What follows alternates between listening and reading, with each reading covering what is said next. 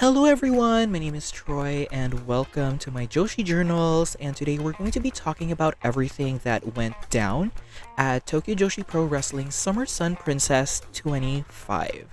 Alright, so as usual, I'm only going to be talking about the championship matches because it would take forever for me to edit if I did the whole show. But I do want to say super quickly that Miyu Yamashita versus Billy Starks was amazing. Like, for a match that I don't think they had much history between them before this. I'm not sure. But that match was absolutely fantastic. They were taking the nastiest bumps out there.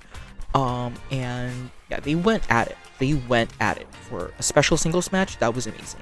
But yeah, I'm really excited to talk about Summer Sun Princess. Honestly, I haven't been tuning in too much TJPW since Grand Princess earlier this year. So I was looking forward to this pay-per-view and it was really fun. It was really fun. So I guess let's just jump right into it, starting off with the first championship match of the night. For the International Princess Championship, we had the champion Suzume defending against Moka Miyamoto. Ooh, I have things to say. But before we get to the result, I want to talk about the match itself. I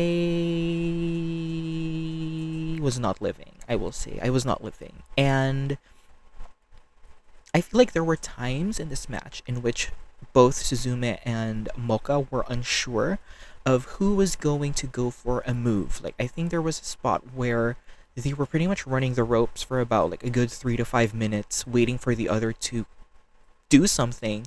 And I feel like the chemistry was just a bit off. However, when they did pull out the big moves, they slapped. They went really well. The specific one where Suzume went to the top rope and just walked on the rope like a tightrope, and she slammed Moka's face, just jumping off. That was crazy. That was amazing, right? But other than that, like, this match was just not giving for me. And there was a point where I was like, Suzume's not hitting her ring a bell. And the match it wasn't giving. It just wasn't giving for me, besides like that one spot that I mentioned. And then Suzume misses the ring a bell and Moka goes for this like suplex neck breaker and she wins the title, which was a complete shock to me because going into it, I really felt like this was just like, no shade to Moka, but like I felt like this was just a filler defense for Suzume to rack up her record. So when Moka took the win, I was surprised. I was really surprised. But also, I will say I'm kind of disappointed. I'm kind of disappointed because I feel like Suzume had so much more to do in this reign, and she's been champion since the start of the year, and she's been on a roll with these defenses. She beat Jada Stone twice. She beat Arisu Endo.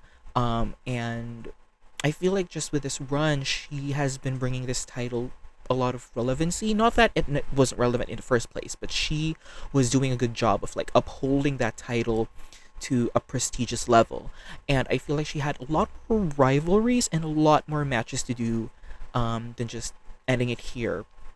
And now I will say, on the other hand, with Moka Miyamoto taking the win and the title, I don't know, you guys. I feel like this match sort of showed that she's not fully ready to like lead a match. You know what I mean? Like, when you're the champion, you're one of the faces of the company and you're like guiding your opponents to putting on a great display. And I feel like this match just showed that maybe she's not that ready yet. She's not necessarily bad by any means necessarily. She's good, but good enough to beat someone like Suzume? I don't think so. I'm sorry. This is no shade to her, but like in terms of my perspective on like the hierarchy of women in TJPW, like she's just not there yet. And I hope this doesn't sound bad, but like I'm just not seeing her on the caliber of like the previous champions, like Suzume, like Yuki Arai, like Rika, so on and so forth. But you know what? If this is their way of like taking the risk and seeing which girls can step it up to the plate, then I'm all for it, right? So now, where does that leave Suzume? I will say I was very pissed when this match ended with Suzume taking the loss.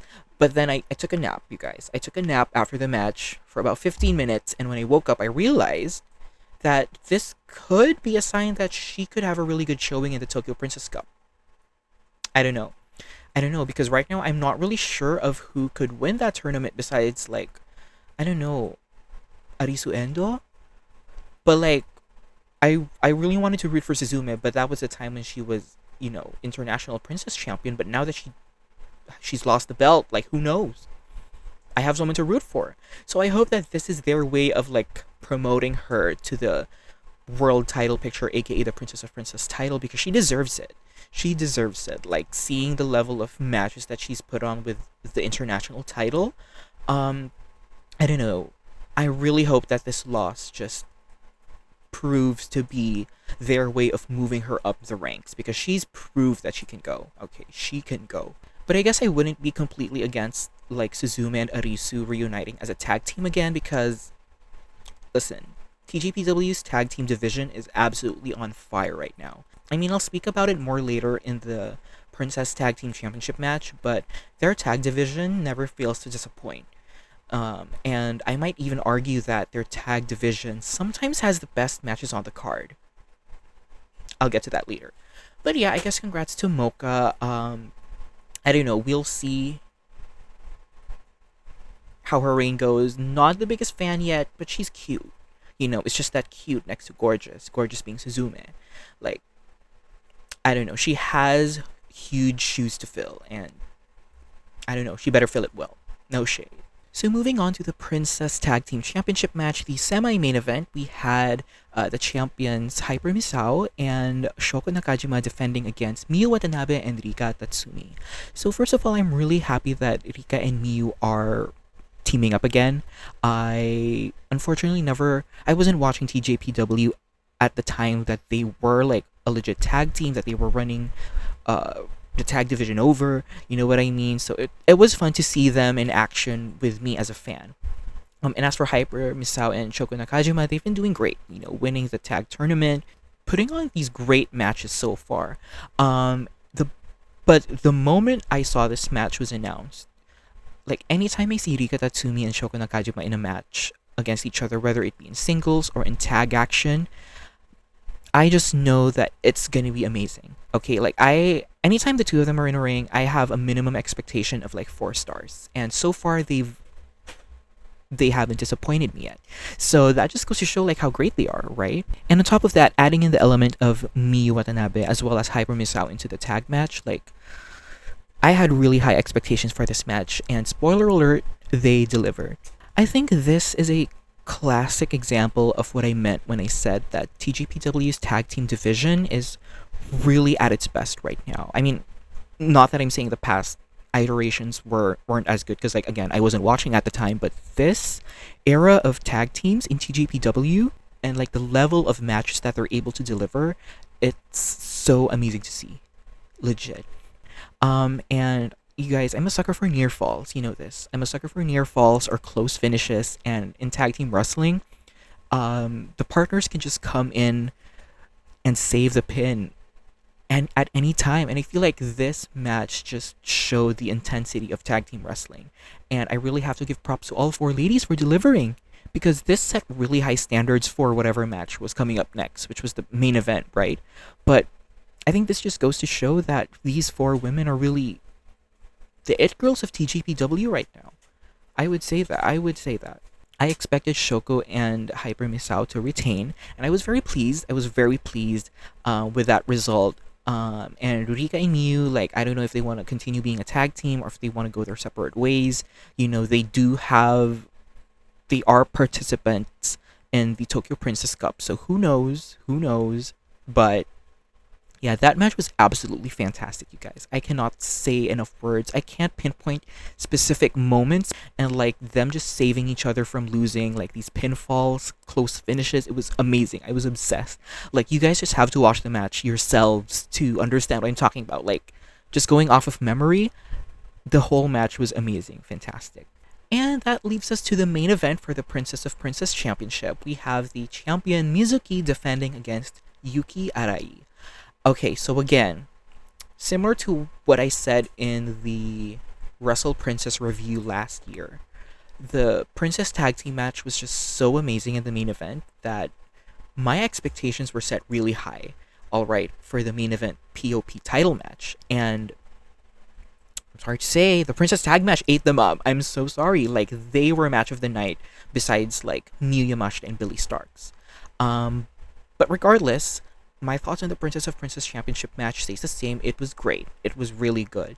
I think it's nice to see newer faces in the main event picture because for the longest time, it's the usual Mizuki, Yuka Sakazaki when she was here, Shoko Nakajima, Miyu Watanabe when she was champion, but now we get to see Yuki Arai sort of like step it up to the plate, you know? And I feel like they really are trying to throw these relatively newer girls to their respective parts of the scene into the waters to test what they can do. So like with Moka Miyamoto winning the International Princess Championship, like let's see what she can do as champion. Yuki Arai sort of, first time in the main event championship picture. Let's see what she can do. I really like that. I really like that they're taking these risks. It sort of reminds me of Stardom, like now that they have lots of girls leaving the company or retiring, they really have to invest in newer talent who haven't shown much yet. So I think it's a worth investment. It's a worth investment in the long run. But listen, Mizuki is just amazing.